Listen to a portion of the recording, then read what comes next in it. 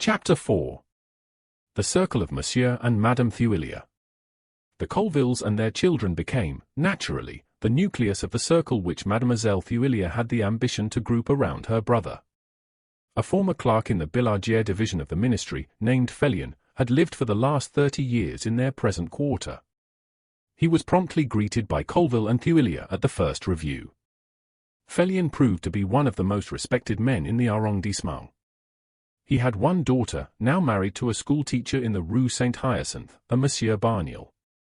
Phellion's eldest son was a professor of mathematics in a royal college. He gave lectures and private lessons, being devoted, so his father was wont to say, to pure mathematics. A second son was in the government school of engineering. Phellion had a pension of 900 francs, and he possessed a little property of 9,000 and a few odd hundred francs, the fruit of his economy and that of his wife during 30 years of toil and privation. He was, moreover, the owner of a little house and garden where he lived in the Impasse des Feuillantines. In 30 years he had never used the old-fashioned word cul-de-sac. Dutoc, the clerk of the Justice of Peace, was also a former employee at the Ministry of Finance.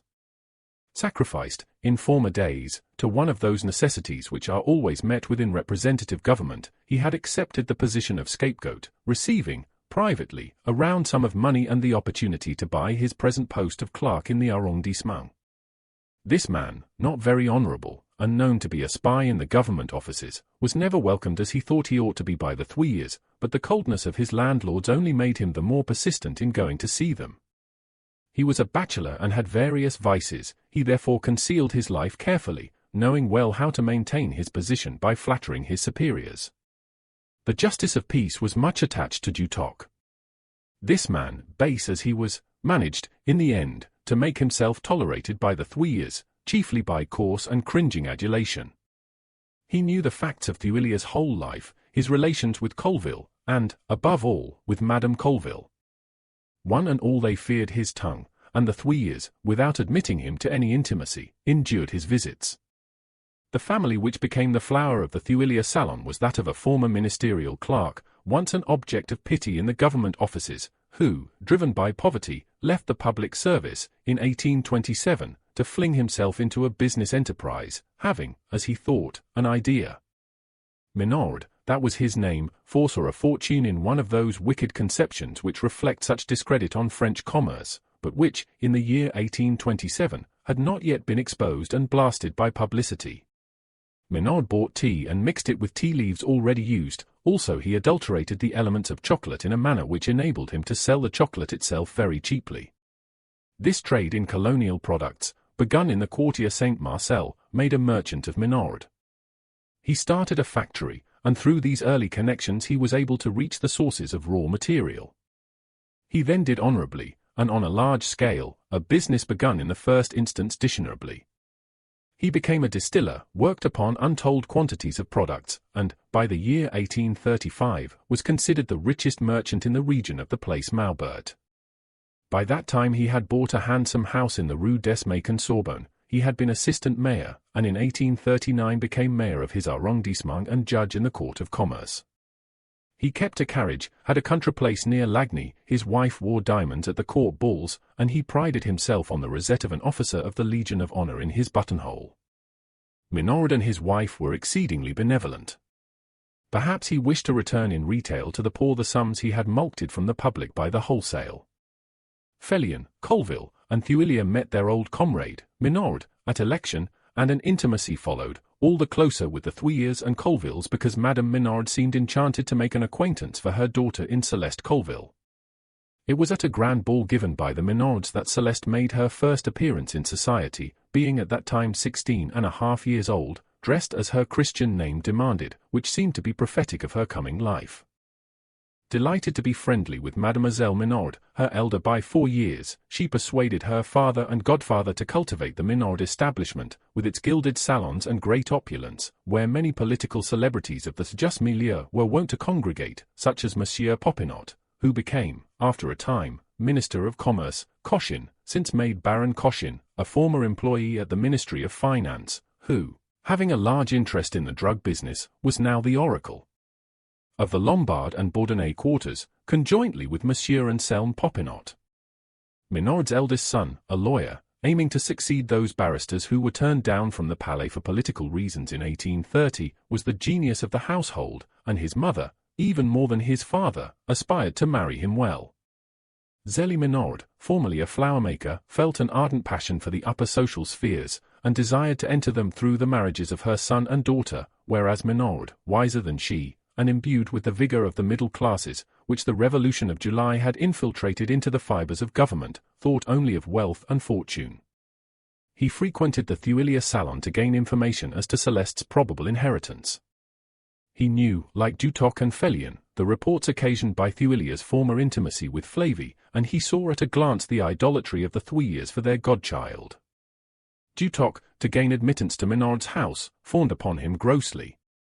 When Menord, the Rothschild of the arrondissement, appeared at the Thuilliers, he compared him cleverly to Napoleon, finding him stout, fat, and blooming, having left him at the ministry thin, pale, and puny. "You looked, in the division Billardière," he said, "like Napoleon before the 18th Brumaire, and I behold you now the Napoleon of the Empire." Notwithstanding which flattery, Menord received Dutoc very coldly and did not invite him to his house. Consequently, he made a mortal enemy of the former clerk.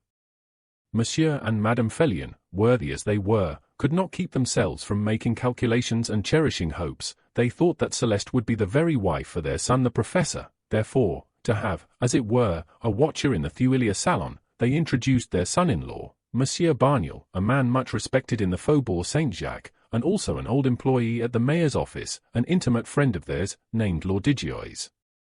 Thus the Phellions formed a phalanx of 7 persons. The Colvilles were not less numerous, so that on Sundays it often appeared that 30 persons were assembled in the Thuillier salon.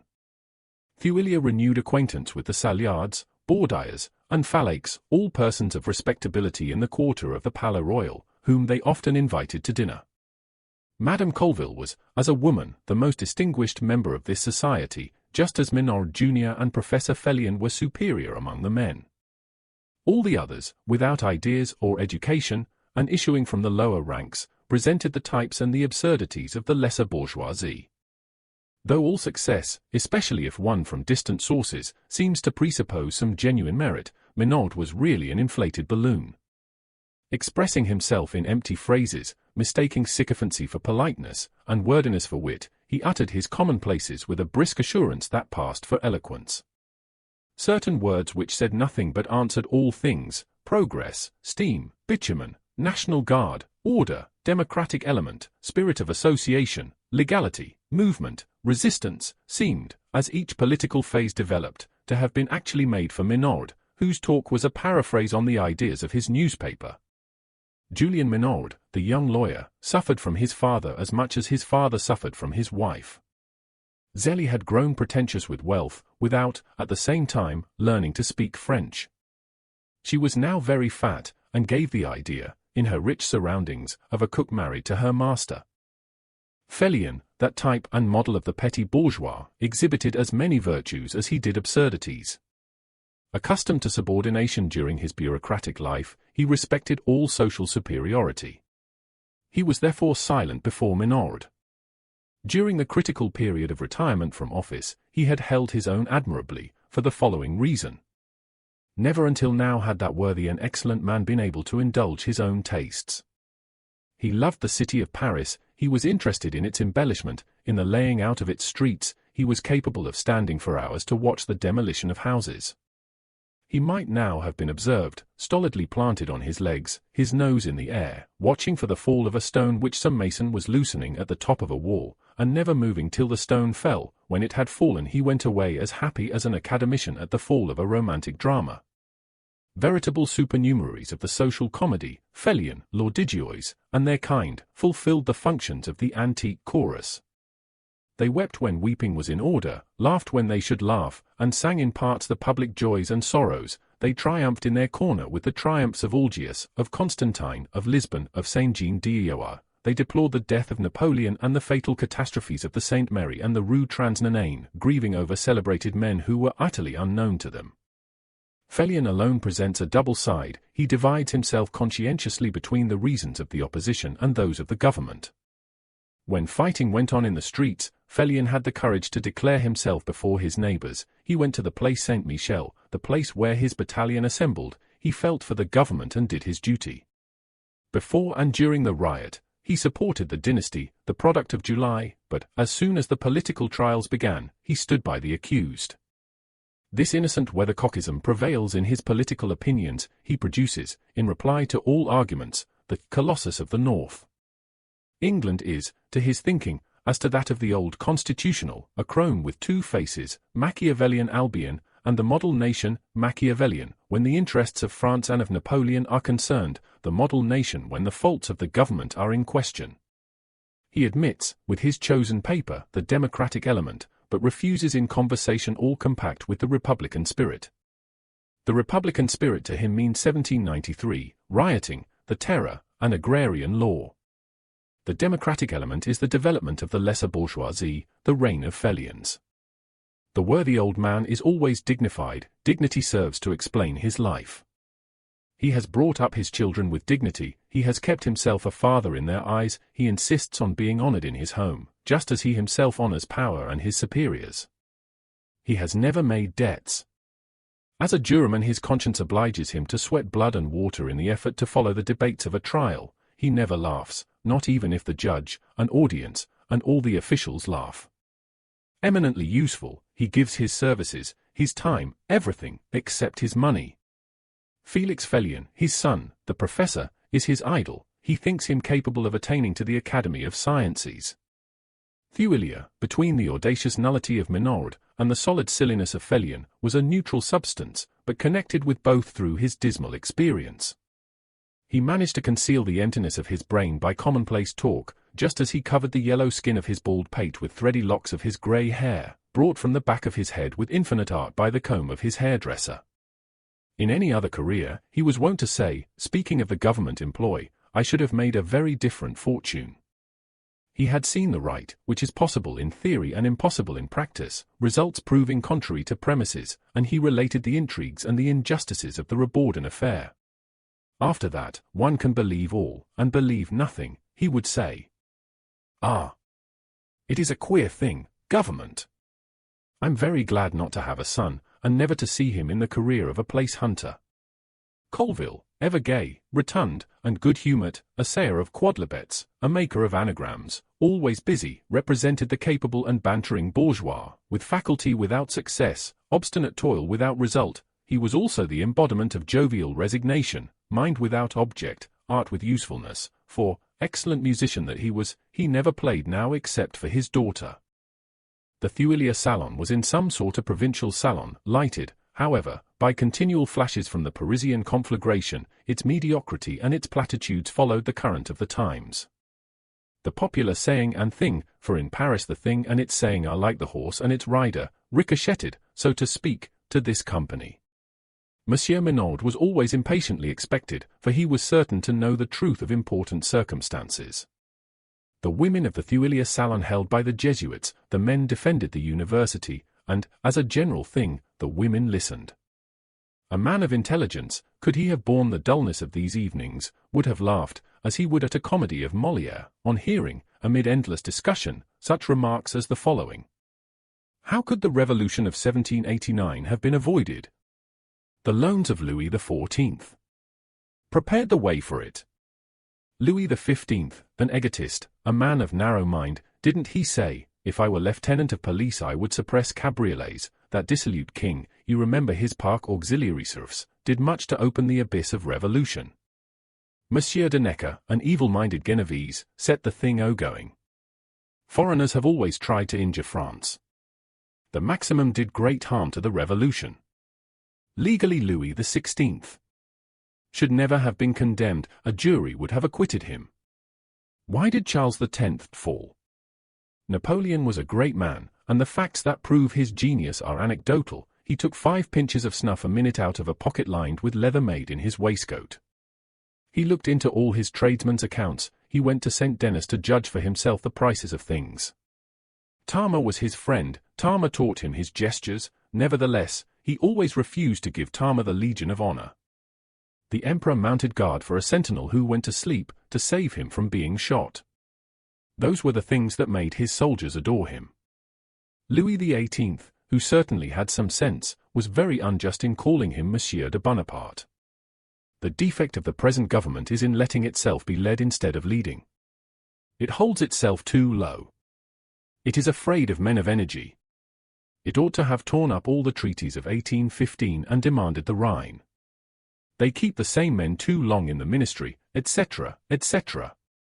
Come, you've exerted your minds long enough, said Mademoiselle Thuillier, interrupting one of these luminous talks. The altar is dressed, begin your little game. If these anterior facts and all these generalities were not placed here as the frame of the present scene, to give an idea of the spirit of this society, the following drama would certainly have suffered greatly. Moreover, this sketch is historically faithful. It shows a social stratum of importance in any portrayal of manners and morals, especially when we reflect that the political system of the younger branch rests almost wholly upon it. The winter of the year 1839 was, it may be said, the period when the Thuillier salon was in its greatest glory. The Menards came nearly every Sunday, and began their evening by spending an hour there, if they had other engagements elsewhere. Often Menard would leave his wife at the Thuilliers and take his son and daughter to other houses. This assiduity on the part of the Menards was brought about by a somewhat tardy meeting between Messrs. Métivier, Barbet, and Menard on an evening when the two former, being tenants of Mademoiselle Thuillier, remained rather longer than usual in discussing business with her. From Barbet, Menard learned that the old maid had money transactions with himself and Métivier to the amount of 60,000 francs, besides having a large deposit in the bank. Has she an account at the bank? Asked Menard. I believe so, replied Barbet. I give her at least 80,000 francs there. Being on intimate terms with the governor of the bank, Menard ascertained that Mademoiselle Thuillier had, in point of fact, an account of over 200,000 francs, the result of her quarterly deposits for many years. Besides this, she owned the house they lived in, which was not mortgaged, and was worth at least 100,000 francs, if not more. Why should Mademoiselle Thuillier work in this way? Said Menard to Métivier. She'd be a good match for you, he added. Huh? Oh, no, replied Métivier. I shall do better by marrying a cousin. My uncle Métivier has given me the succession to his business. He has 100,000 francs a year and only 2 daughters. However secretive Mademoiselle Thuillier might be, and she said nothing of her investments to anyone, not even to her brother, although a large amount of Madame Thuillier's fortune went to swell the amount of her own savings, it was difficult to prevent some ray of light from gliding under the bushel which covered her treasure. Dutoc, who frequented Barbet, with whom he had some resemblance in character and countenance, had appraised, even more correctly than Menard, the Thuillier finances. He knew that their savings amounted, in 1838, to 150,000 francs, and he followed their progress secretly, calculating profits by the help of that all-wise moneylender, Barbet. Celeste will have from my brother and myself 200,000 francs in ready money, the old maid had said to Barbet in confidence, and Madame Thuillier wishes to secure to her by the marriage contract the ultimate possession of her own fortune. As for me, my will is made. My brother will have everything during his lifetime, and Celeste will be my heiress with that reservation. Monsieur Cardot, the notary, is my executor. Mademoiselle Thuillier now instigated her brother to renew his former relations with the Sallards, Baudiers, and others, who held a position similar to that of the Thuilliers in the Quartier Saint-Antoine, of which Monsieur Salard was mayor. Cardot, the notary, had produced his aspirant for Celeste's hand in the person of Monsieur Godeschal, attorney and successor to Derville, an able man, 36 years of age, who had paid 100,000 francs for his practice, which the 200,000 of the dot would doubly clear off. Menard, however, got rid of Godeschal by informing Mademoiselle Thuillier that Celeste's sister-in-law would be the famous Mariette of the opera. She came from the stage, said Colville, alluding to his wife, and there's no need she should return to it. Besides, Monsieur Godeschal is too old for Celeste, remarked Brigitte. And ought we not, added Madame Thuillier, timidly, to let her marry according to her own taste, so as to be happy? The poor woman had detected in Félix Phellion a true love for Celeste, the love that a woman crushed by Brigitte and wounded by her husband's indifference, for Thuillier cared less for his wife than he did for a servant, had dreamed that love might be, bold in heart, timid externally, sure of itself, reserved, hidden from others, but expanding toward heaven. At 23 years of age, Félix Phellion was a gentle, pure-minded young man, like all true scholars who cultivate knowledge for knowledge's sake. He had been sacredly brought up by his father, who, viewing all things seriously, had given him none but good examples accompanied by trivial maxims. He was a young man of medium height, with light chestnut hair, grey eyes, and a skin full of freckles, gifted with a charming voice, a tranquil manner, making few gestures, thoughtful, saying little, and that little sensible, contradicting no one, and quite incapable of a sordid thought or a selfish calculation. That, thought Madame Thuillier, is what I should have liked my husband to be.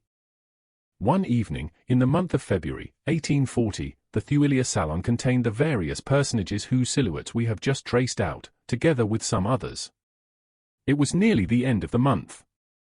Barbet and Métivier, having business with Mademoiselle Brigitte, were playing whist with Minord and Phellion. At another table were Julien the advocate, a nickname given by Colville to young Minord, Madame Colville, Monsieur Barniel, and Madame Phellion. Bouillotte, at 5 sous a stake, occupied Madame Minord, who knew no other game, Colville, old Monsieur Saillard, and Bandeaux, his son-in-law. The substitutes were Lordigios and Dutoc.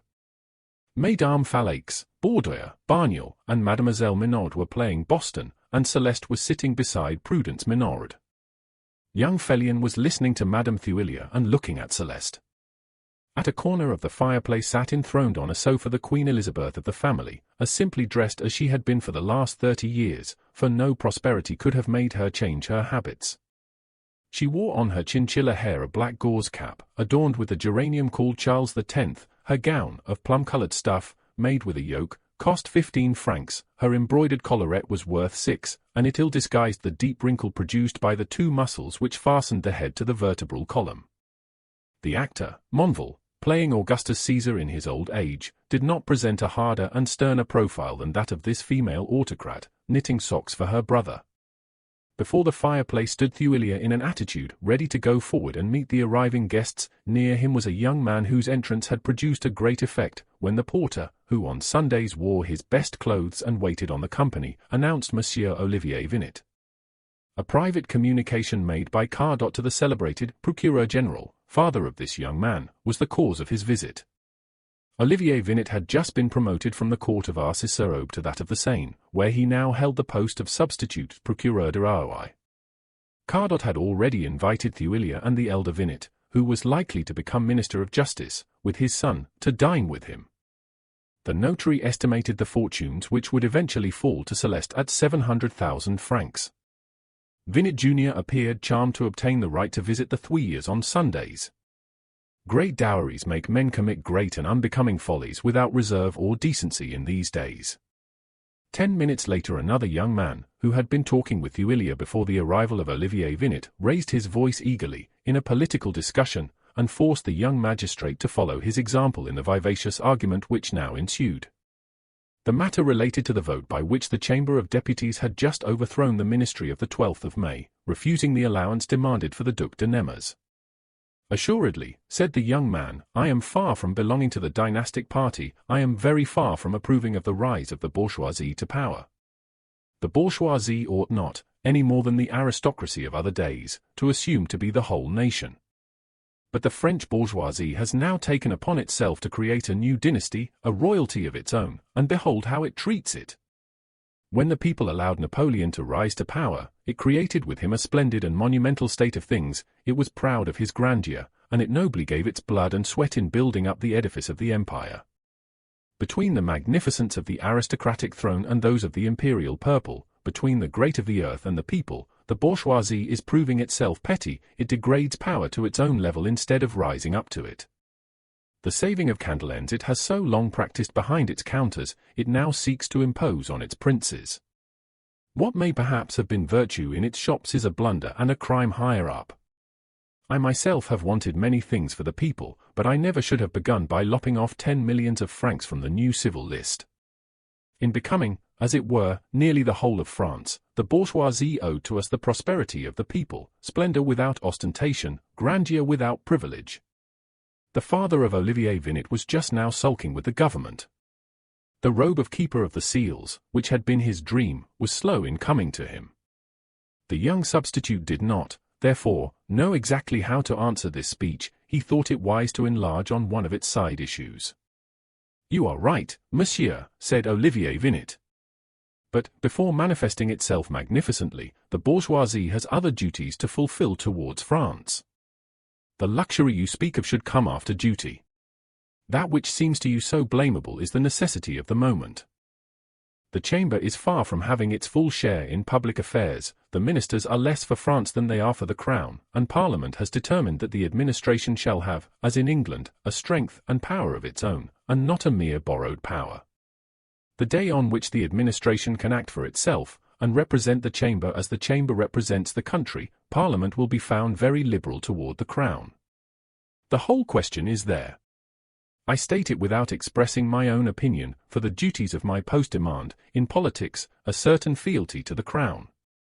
"Setting aside the political question," replied the young man, whose voice and accent were those of a native of Provence, "it is certainly true that the bourgeoisie has ill understood its mission. We can see, any day, the great law officers, attorney generals, peers of France in omnibuses, judges who live on their salaries, prefects without fortunes, ministers in debt. Whereas the bourgeoisie, who have seized upon those offices, ought to dignify them, as in the olden time when aristocracy dignified them, and not occupy such posts solely for the purpose of making their fortune, as scandalous disclosures have proved." "Who is this young man?" thought Olivier Vinet. "Is he a relative? Cardot ought to have come with me on this first visit." "Who is that little monsieur?" asked Minaud of Barbit. "I have seen him here several times." "He is a tenant," replied Métivier, shuffling the cards. "A lawyer," added Barbit, in a low voice, "who occupies a small apartment on the third-floor front." "Oh. He doesn't amount to much, he has nothing." "What is the name of that young man?" said Olivier Vinet to Thuillier. "Théodose de la Peyrade, he is a barrister," replied Thuillier, in a whisper. At that moment the women present, as well as the men, looked at the two young fellows, and Madame Minaud remarked to Colville, "He is rather good-looking, that stranger." "I have made his anagram," replied Colville, "and his name, Charles Marie Théodose de la Peyrade, prophesies, a Monsieur Peyre, de la dis or is it le char? Therefore, my dear Mamma Minaud, be sure you don't give him your daughter." "They say that young man is better looking than my son," said Madame Phellion to Madame Colville. "What do you think about it?" "Oh. In the matter of physical beauty a woman might hesitate before choosing," replied Madame Colville. At that moment it occurred to young Vinet as he looked round the salon, so full of the lesser bourgeoisie, that it might be a shrewd thing to magnify that particular class, and he thereupon enlarged upon the meaning of the young Provencal barrister, declaring that men so honoured by the confidence of the government should imitate royalty and encourage a magnificence surpassing that of the former court. It was folly, he said, to lay by the emoluments of an office. Besides, could it be done, in Paris especially, where costs of living had trebled, the apartment of a magistrate, for instance, costing 3,000 francs a year? "My father," he said in conclusion, "allows me 3,000 francs a year, and that, with my salary, barely allows me to maintain my rank." When the young substitute rode boldly into this bog-hole, the Provencal, who had slyly enticed him there, exchanged, without being observed, a wink with Dutoc, who was just then waiting for the place of a player at bouillotte. "There is such a demand for offices," remarked the latter, "that they talk of creating 2 justices of the peace to each arrondissement in order to make a dozen new clerkships. As if they could interfere with our rights and our salaries, which already require an exorbitant tax." "I have not yet had the pleasure of hearing you at the Palais," said Vinet to Monsieur de la Peyrade. "I am advocate for the poor, and I plead only before the justice of peace," replied la Peyrade. Mademoiselle Thuillier, as she listened to young Vinet's theory of the necessity of spending an income, assumed a distant air and manner, the significance of which was well understood by Dutoc and the young Provencal. Vinet left the house in company with Minaud and Julien the advocate, so that the battlefield before the fireplace was abandoned to la Peyrade and Dutoc. "The upper bourgeoisie," said Dutoc to Thuillier, "will behave, in future, exactly like the old aristocracy. The nobility wanted girls with money to manure their lands, and the parvenus of today want the same to feather their nests." "That's exactly what Monsieur Thuillier was saying to me this morning," remarked la Peyrade, boldly. "Vinet's father," said Dutoc, married a demoiselle de Chargebœuf and has caught the opinions of the nobility. He wants a fortune at any price, his wife spends money regally. Oh, said Thuillier, in whom the jealousy between the two classes of the bourgeoisie was fully roused, take offices away from those fellows and they'd fall back where they came. Mademoiselle was knitting with such precipitous haste that she seemed to be propelled by a steam engine. Take my place, Monsieur Dutoc, said Madame Minaud, rising. My feet are cold, she added, going to the fire, where the golden ornaments of her turban made fireworks in the light of the Saint Aurora wax candles that were struggling vainly to light the vast salon. He is very small fry, that young substitute, said Madame Minaud, glancing at Mademoiselle Thuillier. Small fry, cried La Peyrade. Ah, madam! How witty! But madam has so long accustomed us to that sort of thing, said the handsome Thuillier. Madame Colville was examining La Peyrade and comparing him with young Phellion, who was just then talking to Celeste, neither of them paying any heed to what was going on around them. This is, certainly, the right moment to depict the singular personage who was destined to play a signal part in the Thuillier household, and who fully deserves the appellation of a great artist.